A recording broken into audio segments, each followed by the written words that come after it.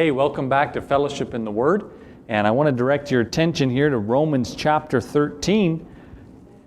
In Romans 13, Paul reminds the church there about their time. Notice verse 11, he says, "And that knowing the time, that now it is high time to awake out of sleep, for now our salvation is nearer than when we believed." And if you're like me, sometimes time gets away from you, and you don't invest into the time that you've been given like we should.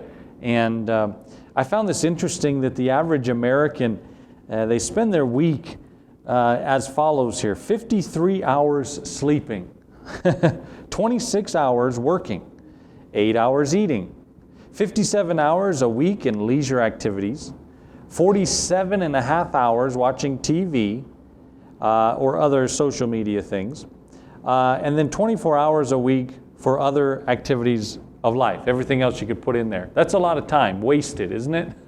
A lot of time.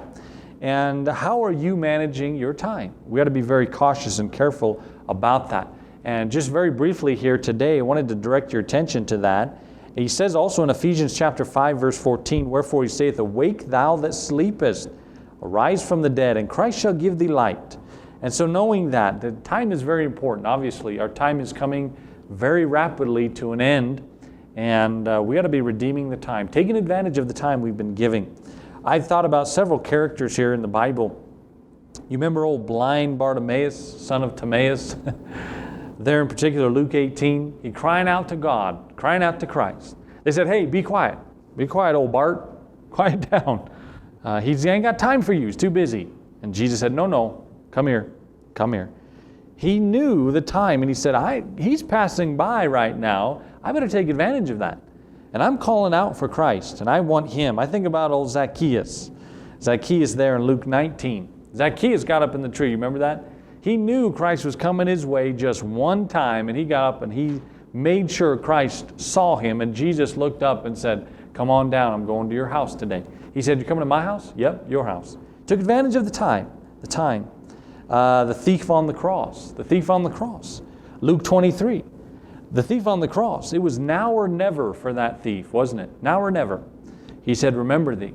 Remember me when I enterest into thy kingdom, thy paradise." He said, "Today thou be with me in paradise." He took advantage of the time. And again, my friend, can I say that we ought to take advantage of every time, every moment, every minute of your day. It's hard to do sometimes, but we can do it if we walk with Christ. Colossians 4, verse 5 and 6, "Walk in wisdom towards them that are without, redeeming the time." Redeeming the time. Taking advantage of your time. Paul says it's time to wake out of sleep.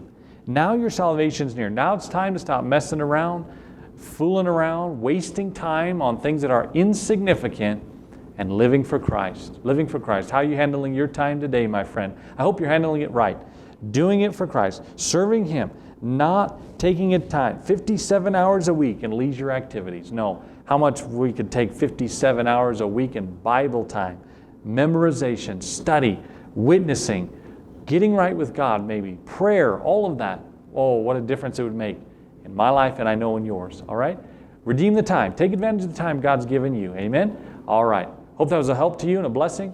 And Lord willing, we'll see you here next week. God bless.